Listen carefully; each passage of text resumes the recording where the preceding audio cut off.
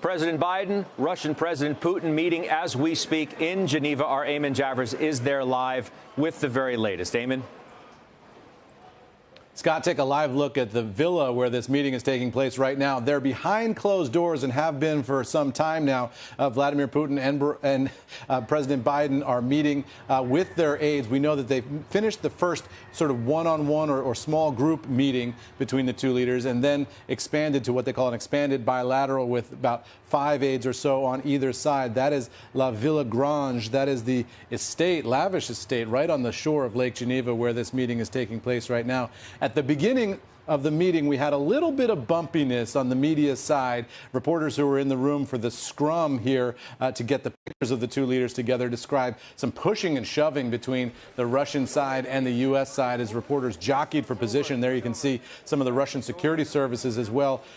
American reporters said that the Russian security team was very aggressive, shouting at them to go away, putting their hands on reporters, pulling their clothes. And that's why some of these photos are as chaotic as you see right there, as the press was sort of manhandled out of the room. The audio guy for the pool camera never even made it in. So in some of these pictures, we can't even hear what's going on other than from the camera mic. But in the end, they did get a clean picture of the handshake nonetheless between the two men. That was the picture that the media and the world was waiting for, as you see Vladimir Putin and Joe Biden there shaking hands, looking each other in the eye. And that is just moments before they walked in the room together for the bilateral session and then the expanded bilateral that we believe is going on right now. So a little bit of bumpiness, but it all seemed fairly placid on the world leader side of the velvet rope. Scott. Yeah, it's interesting. You know how these things go, Eamon. We're down to parsing the body language of both men as well. And seems the White House is making its case to clarify a Biden head nod, if you will, to a question that was asked of him, whether he trusts Vladimir Putin. They're already trying to explain exactly what happened and what didn't happen, maybe damage control in some respects, too.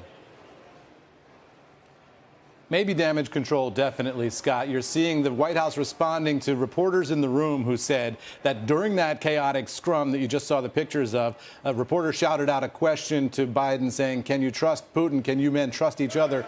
Reporters in the room said that Biden looked at them and nodded in the affirmative like that. But Jen Psaki, the White House press secretary, quickly sending a statement to the White House press saying, no, he was not nodding yes that he can trust Putin. He was simply nodding his acknowledgement of the American reporters, many of whom he will know by name or by face anyway, who were now in the room during the midst of that scrum. So the White House insisting that he did not say. Joe Biden has said he doesn't want a lot of body language interpretation around all of this. That's why he's not doing a side-by-side press conference with Vladimir Putin, because he doesn't want people analyzing who spoke for how many seconds and how firm the handshake was between them and all of that kind of thing, which we all do in the absence of actual news coming out of these things. We look for any indicators that we can get. But that indicator from the White House sending that clarification just gives you a sense of just how sensitive this is. Every minute of this, every second of this, and every head nod is being scrutinized, Scott. Amen. I mean, this word trust is getting so focused on today, not just because of, and I'm sure people are pointing to then President Trump and the 2018 summit and the use of that word then, but we've had decades now of U.S. presidents sitting down with Vladimir Putin, suggesting that maybe there's some trust to be had, to then see those hopes dashed. So how realistic is it to have expectations that these two men can find common ground today, especially when you're talking about, and I know you've been covering this so closely, cyber weapons, which is on the table now?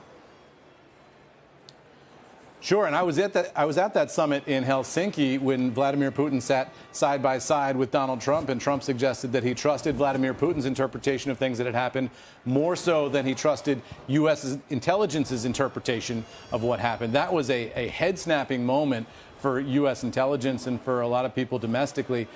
This is not going to be that. right? Joe Biden is going in there to tell Vladimir Putin that he believes U.S. intelligence's assessment of what's happening here in terms of some of these cyber attacks.